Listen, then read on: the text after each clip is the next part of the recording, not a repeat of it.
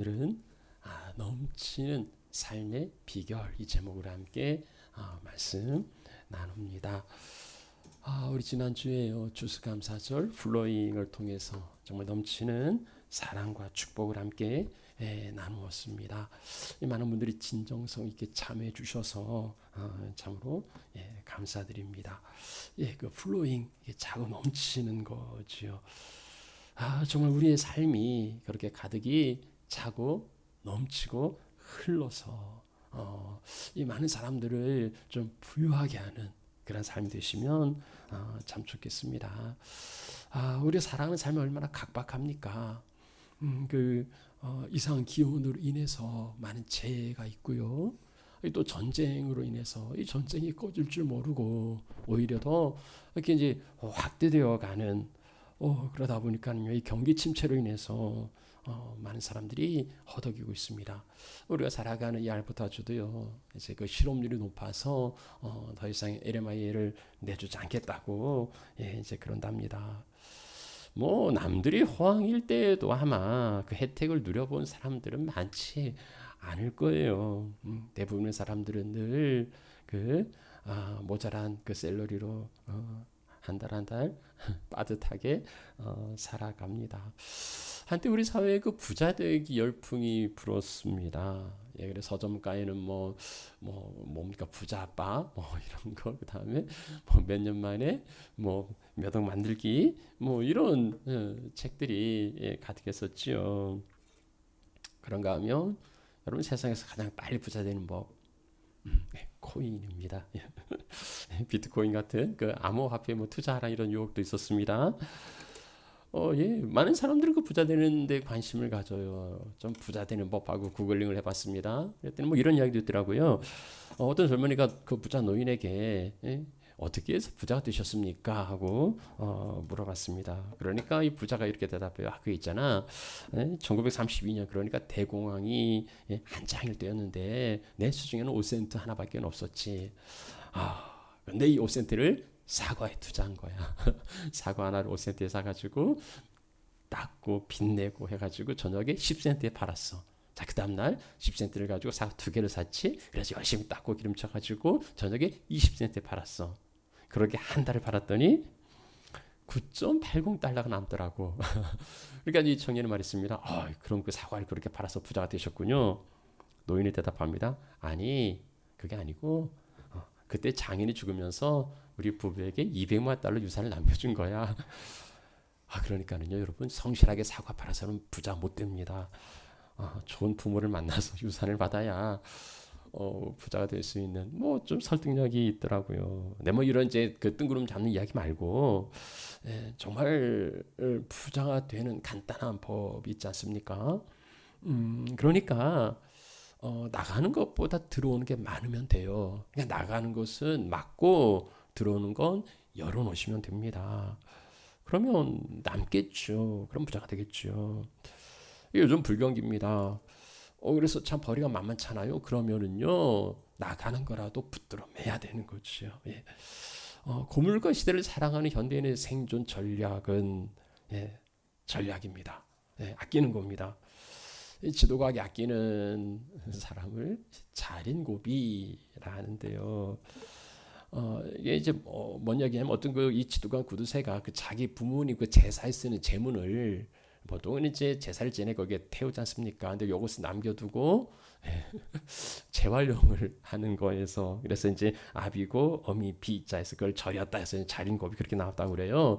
보통 우리가 알고 있는 자린고비는 이제 뭡니까 자반 생선 한 마리 이렇게 매달아 놓고 그 밥 한 술 뜨고 한번 쳐다보고 이제 그런 건 알고 있죠. 부자 아들이 한번 2번 쳐다봤더니 야 너무 짜게 먹으면 물 써 이랬다는 이야기 알고 있죠.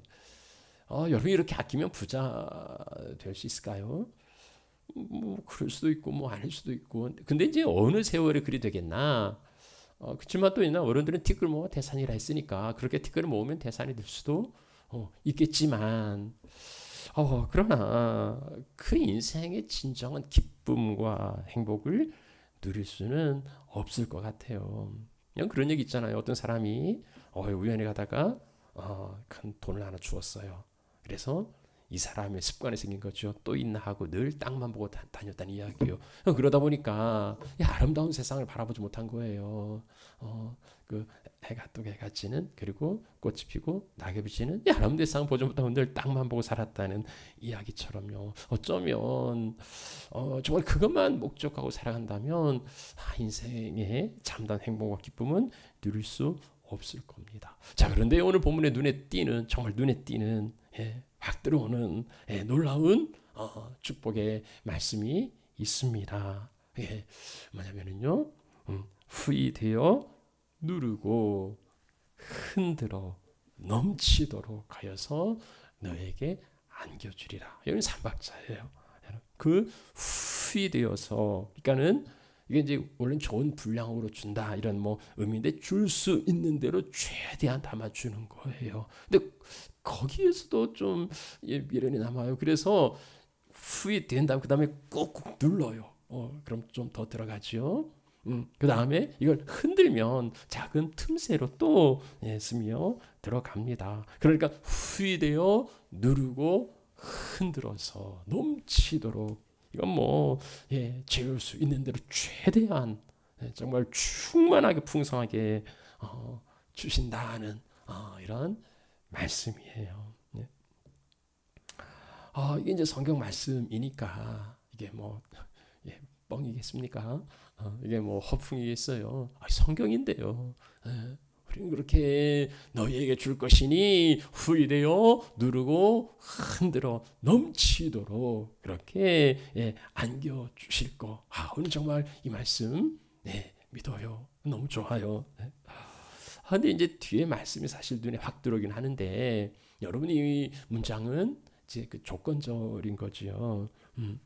그러니까 앞에 있는 조건이 충족될 때 뒤에 오는 건 자동적으로 따라오는 겁니다. 그러니까는 이걸 뭐 우리가 막 뭡니까 막 넘치도록 뭐 차고 넘치도록 이렇게 그건 그냥 저절로 오는 거예요. 우리가 해야 되는 거, 우리가 바라봐야 하는 것은 이 뒷구절 아니라 앞에 있는 구절이죠. 앞에 있는 조건은 정말 단순해요. 딱 두 글자입니다.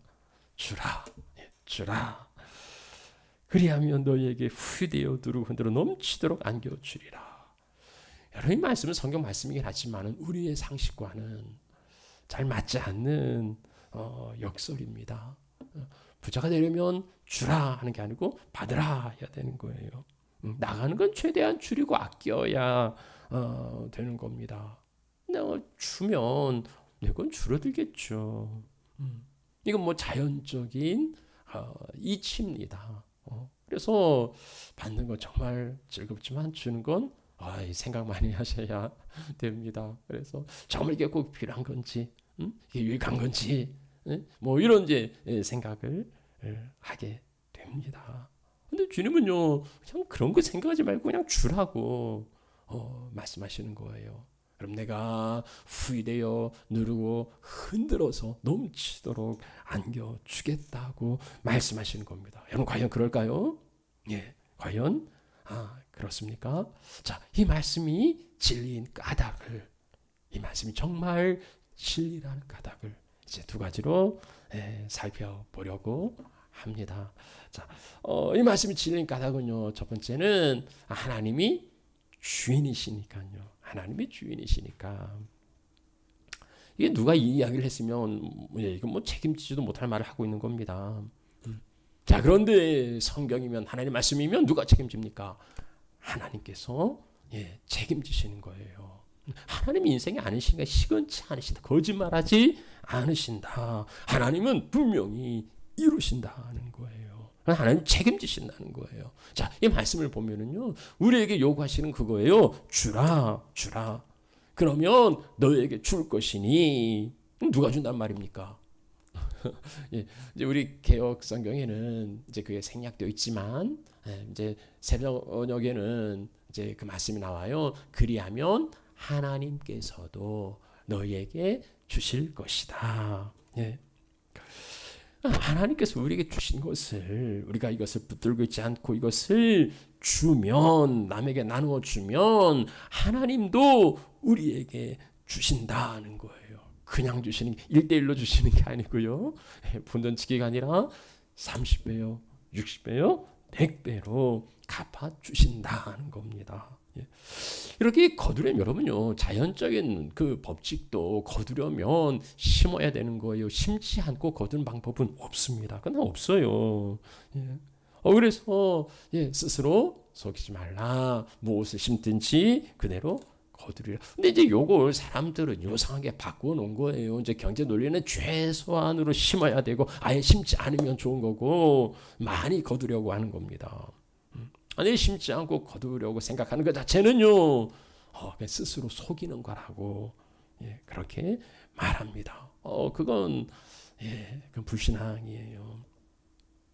심는 것이 아까워서 그것을 그대로 간직하고 있다면 뭐 그건 가질 수 있겠죠. 내가 뭔가 정말 아까워서 이걸 내가 가지고 그건 뭐 영원히 내 것이 될 겁니다.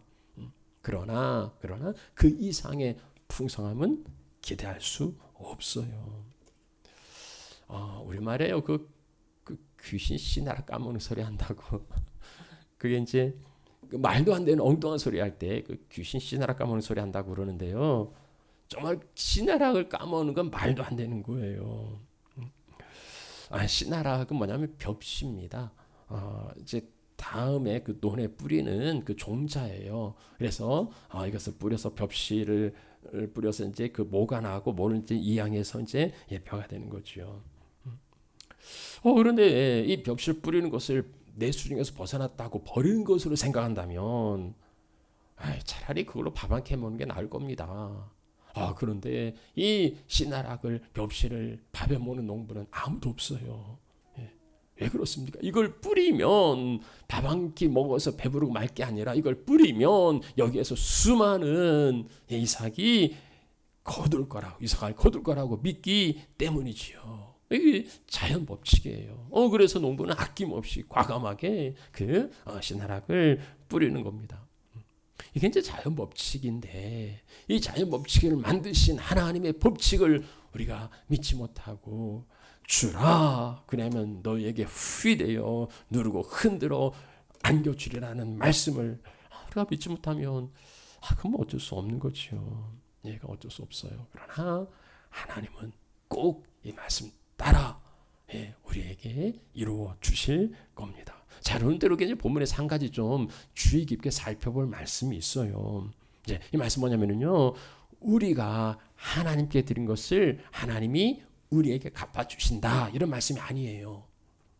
우리가 이웃에게 나눈 것을 이웃이 갚아준다 이런 이야기도 아닙니다. 그렇죠? 본문의 말씀은요, 남에게 주어라 그리하면 하나님께서 너희에게 갚아주신다. 그러니까 하나님이 우리에게 주신 거 이거 갖고 있지 말고 이것을 남에게 주라 그리하면 하나님이 너에게 채워주신다는 거예요. 여기에서 우리는요, 하나님과 나와 그리고 이웃으로 연결되는 이 순환 사이클을 발견할 수 있을 겁니다. 그러니까 내가 이웃의 부족함을 채워주면 하나님은 나의 부족함을 채워주시는데 그 이상으로 채워주셔서 더 풍성하게 흘러가도록 채워주신다는 겁니다. 이게 이제 순환이죠. 모든 세상의 원리는 이 순환입니다. 이게 이제 순환이 되지 않으면 흘러가지 않으면 죽어요. 세상 만물이 흐르지 않고 고여 있으면 어떻게 됩니까? 고인물은 썩는다 하는 이야기가 있어요. 여러분 태풍이 우리에게 피해만 주는 건 아닙니다. 태풍이 주는 피해는 참 크지요. 그러나 태풍이 주는 유익은 그보다 더 크다고 말합니다. 태풍 때문에 열대 지방에 있는 그 습기를 온 세상에 흩어서 비가 내리게 하고 그리고 바다를 뒤집어서 바다를 깨끗하게 정화시킨다는 거예요. 그래서 태풍이 불지 않으면 태풍이 없으면 세상은 사막화가 될 거고 그리고 바다는 정화되지 않고 썩게 될 겁니다. 우리 인체도 마찬가지입니다. 혈관에 있어서 늘 그 순환이 되잖아요. 먹고 배설하고 이렇게 순환이 되지 않습니까? 그런데 혈액이 순환되지 않고 막혀 있으면 위험해요. 생명에 큰 위협이 됩니다. 하나님의 법칙은 순환이에요. 자, 그런데 이것을 거스르는 자들 있지요. 부자들, 부자는 이것을 쌓아두고 독점하려고 합니다.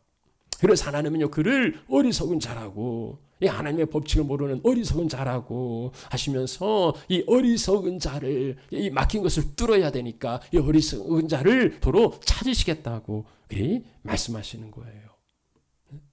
여러분도 이 갈릴리 호수, 사해 호수 얘기 많이 들어보셨잖아요. 다 같이 이제 헬문산으로부터 내려오는 이제 요단 강물을 담수하는 건데, 이 강물이 이제 먼저 갈릴리 바다로 들어가죠. 그리고 생명을 살리는 풍성한 바다가 되고, 그리고 이제 다시 흘러서 이제 사해로 내려가는데, 사해로는 더 이상 내려갈 게 없어요. 여기가 끝이에요. 그러니까 이제 이 사해에는 계속 들어오긴 하지만 뜨거운 햇살에 이제 증발이 되어서 그 소금 바다가 되는 겁니다. 그러면 살 수 없는 죽음의 바다가 되고 만 거예요. 우리 사랑하시는 하나님 여러분, 부디 하나님의 축복을 담고 있는 저수지가 아니라 축복의 통로가 되시고요.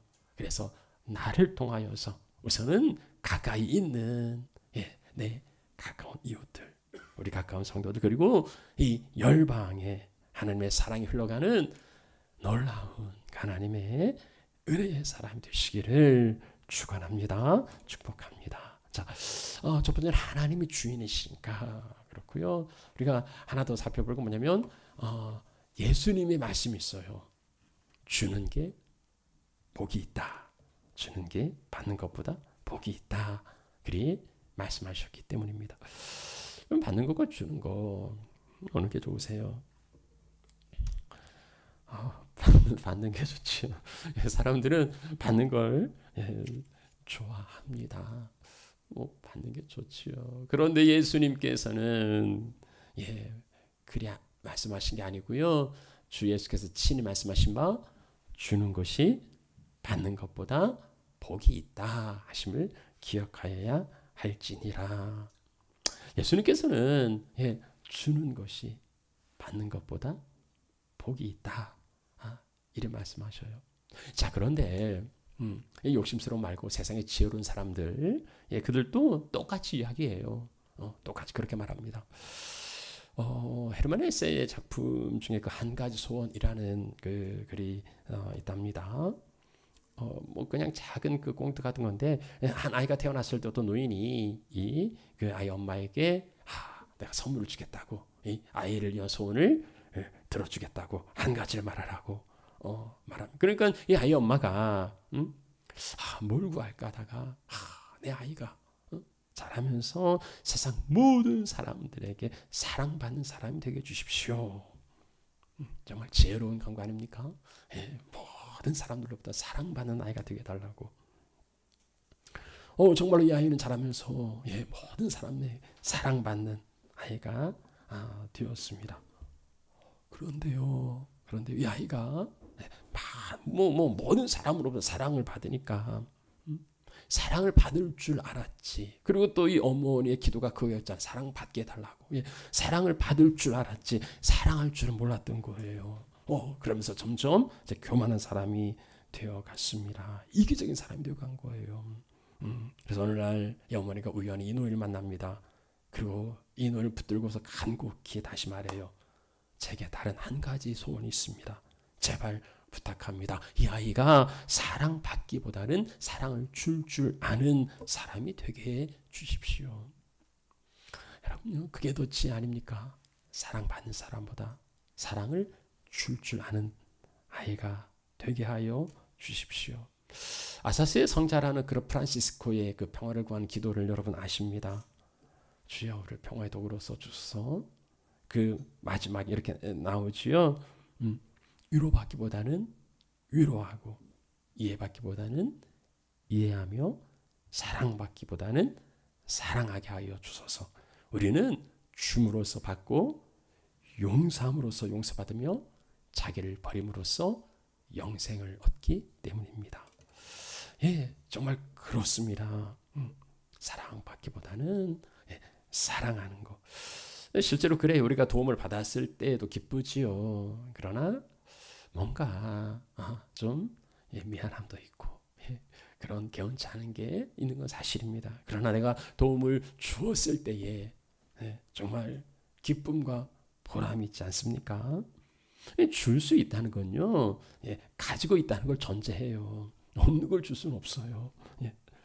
그렇지만 내가 가지고 있음에도 불구하고 이게 없는 것처럼 생각되는 까닭은 이기심과 그리고 욕심으로 덮여 있기 때문입니다. 그것을 걷어내고 이기심과 욕심을 이겨내고 이것을 줄 수 있다는 것은 정말 기쁨과 승리를 누리는 거예요.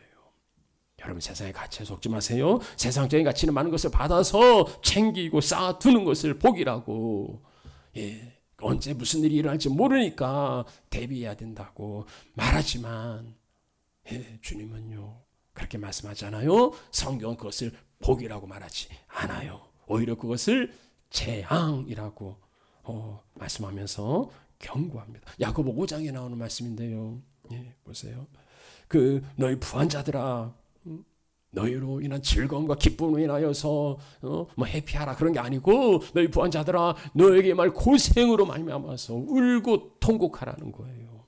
왜 그렇습니까? 너희가 쌓아둔 재물을 썩었고, 그리고 너희 옷은 좀을 먹었고, 너희가 쌓아둔 은과 금은 녹슬었다는 겁니다. 무슨 금이 녹슬 수가 있어요?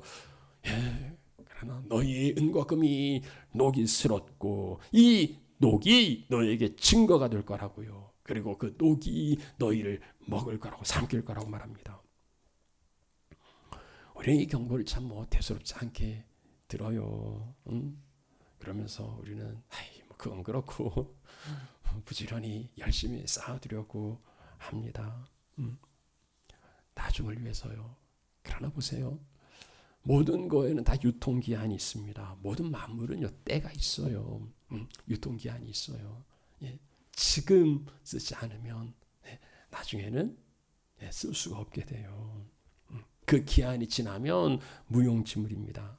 그래서 이제 속된 표현이긴 하지만 아끼면 똥 된다는 이야기도 있습니다. 내가 가진 내가 가진 것이 아니라 내가 쓴 거, 내가 쓸 수 있는 거, 내가 사용한 거, 그게 내 거예요. 여러분, 내가 저장하고 내가 쌓아두고 그거 갖고 하늘나라 갈 수 없어요. 그걸 못 갑니다. 한 푼도 그 들고 갈 수 없어요. 그러나 내가 사용한 것은 하늘나라 창고에 고스란히 쌓이게 된다고 말씀합니다. 하늘나라의 창고에 쌓을 수 있는 방법은 그걸 짊어지고 갈 수는 없습니다. 내가 이 땅 위에서 선하게 나누고 사용할 때 그것을 이웃에게 주는 것 같지만 사실 그것은 하늘나라에 있는 내 창고에 고스란히 쌓인다는 거예요. 그러므로 우리 사랑하는 하나님 여러분, 주는 것이 받는 것보다 복이 있다는 이 주님의 말씀을 꼭 붙들고 살아가시면 좋겠습니다. 여러분, 어떤 사람이 그 멋있게 생긴 자전거를 타고 있어요. 그러니까 한 소년이 호기심 어린 눈으로 다가와서 이 주인에게 슬며시 묻습니다. 아저씨, 이 자전거 꽤 비싸게 주고 사셨겠어요? 이 자전거 주인이 자랑스럽게 미소를 지으면서 말하면, 아니야, 이 자전거 우리 형님이 내게 선물했지. 그러자 이 소년이 참 부럽다는 눈치로 이렇게 말합니다. 나도 이 주인은 이 아이가 뭔 이야기를 할지 가늠하시지 않습니까? 나도 이런 거 하나 받았으면 좋겠어요. 뭐 이런 거 예측할 수 있겠죠. 그런데요, 이 소년이 뜻밖의 이야기를 합니다. 나도 그런 형이 되었으면 좋겠어요. 내 동생이 심장이 약해서 조금만 뛰어도 숨이 헐떡이거든요. 나도 내 동생에게 이런 멋진 자전거 선물해주고 싶어요. 여러분요, 이 아이를 듣기만 해도 참 대견한 녀석이네. 그렇지 않습니까? 더 많이 받지 못했다고 불평하는 사람도 있는가 하면은 더 주지 못해서 미안해하는 사람도 있습니다. 누가 사랑의 사람이겠습니까? 저 그 사람을 지난주에 봤어요. 지난주 우리 이 목사님 수요 예배 말씀 전하시는데요. 우리 지난주 그 플로잉 하는데 제일 좋은 거 아이패드 이 목사님이 이제 내놓은 그 계기를 간증하시더라고요. 목사님 자동차 사셨는데 그 2022년식 그 티그와 뭐 3만도 안 된 마일리지니까 뭐 거의 뭐 이제 세가나 다름 없으면 또 좀 가격이 있죠. 근데 이제 뭐 너무 좋은 기회니까 이거 이제 재정보다 넘치는 그래서 이걸 이제 사셨대요. 그러면서 이제 주님이 주신 한 가지 깨달음이 있었답니다. 뭘 주님이 깨우쳐 주셨을까요? 야, 과지출을 했으니까 지금부터는 허리띠 졸라매고 인색하게 살거라. 뭐 이런 게 아니라 이런 깨달음이 아니라 이게 나를 위해서 이렇게 과한 지출을 했는데 이게 공동체와 이웃을 위하여서 너무 인색했던 거 아닌가? 뭐 이제 그런 마음, 그런 마음을 주셨다는 거. 이건요 사람으로서는 생각할 수 없는 정말 하나님 주신 생각은 맞아요. 뭐 사람도 그렇게 생각했겠어요. 지금 아껴 살아야지 뭐 이런 생각이 들죠. 그래서 이제 우리 자녀들을 위해서 우리 자녀들이 필요할 것 같은 거 아이패드를 이제 준비했다. 참 저는요 이제 그런 생각을 하나님 주셨다는 것을 캐치하는 것도 참 대단한데 이제 그런 마음을 간직하고서 살아야지 다음에 형편되면 지금은 너무 지출이 많아서 지금 내 형편이 아니고 다음에 그렇게 뭐 내년에 내후년에 한번 해야 되겠다 뭐 이럴 법도 한데 이 생각을 주실 때 마이너스임에도 불구하고 과감하게 또 부창부수 그렇게 하라고 사모님도 그렇게 하라고 정말 믿었던 거예요. 주는 게 받는 것보다 복이 있다. 하나님이 채워 주신다. 이 믿음이 있었기에 정말 여러분요 이미 목사님 그 복을 받은 거예요. 뭐 하나님 채워 주실 거라 아니 이미 채워 주셨어요. 이미 채워 주셨어요. 우리 안에 이런 분들이 많이 있으면 좋겠어요. 그래서 나도 그런 거 받고 싶다. 그런 게 아니라 그런 사람이 아니라 나도 그런 거 줄 수 있으면 좋겠다. 그런 사람이 되고 싶다. 이런 분들이 좀 많이 있으면 좋겠습니다. 그래서 계산에 빠른 세속적인 사람이 아니라 주는 것이 복이라는 것을 정말로 진심으로 붙들고 믿고 그것을 누리는 참된 부요자들이 되시기를 축원합니다. 이제 말씀 마무리하죠. 잠언 11장 24절 말씀이에요. 흩어 구제하여도 더욱 부하게 되는 일이 있나니 과도히 아껴도 가난하게 될 뿐이니라. 여러분 세상의 법칙을 거스르는 역설입니다. 흩어 구제하는데 어떻게 부하게 됩니까? 아끼면 부자 되지 왜 가난합니까? 그런데 이것을 주님의 말씀은 뒤집어요. 흩어 구제하여도 부하게 되는 일이 있나니 왜요? 주님이 채워주시니까는요. 과도히 아껴도 가난하게 될 것은 아끼면 똥 되니까요. 여러분 넘치는 삶의 비결 사람들은 아끼고 모아두고 쌓아둘 때에 언젠가 차가 넘치라고 말합니다. 그런데요 욕심은 채워지지 않아요. 어느 누구도 욕심을 채울 순 없어요. 그건 무적행이에요. 바닥에 뚫린 것 같아서 채워지지 않을 뿐 아니라 그렇게 쌓인 건 썩어요. 썩기 마련입니다. 야고보가 경고하잖아요. 말세에 쌓아둔 재물은 썩고 독이 슬어서 그게 형벌의 증거가 될 거라 하십니다. 주님이 말씀하시는 흐르고 누르고 흔들어 차고 넘치는 삶의 비결 주라 나누어 주는 겁니다. 나누면 사라지는 것처럼 보이지만은 그게 주님의 역사예요. 주님은 그것을 통해서 역사하시고 그것을 넘치도록 채워 주실 겁니다. 하나님의 방법은 순환이에요.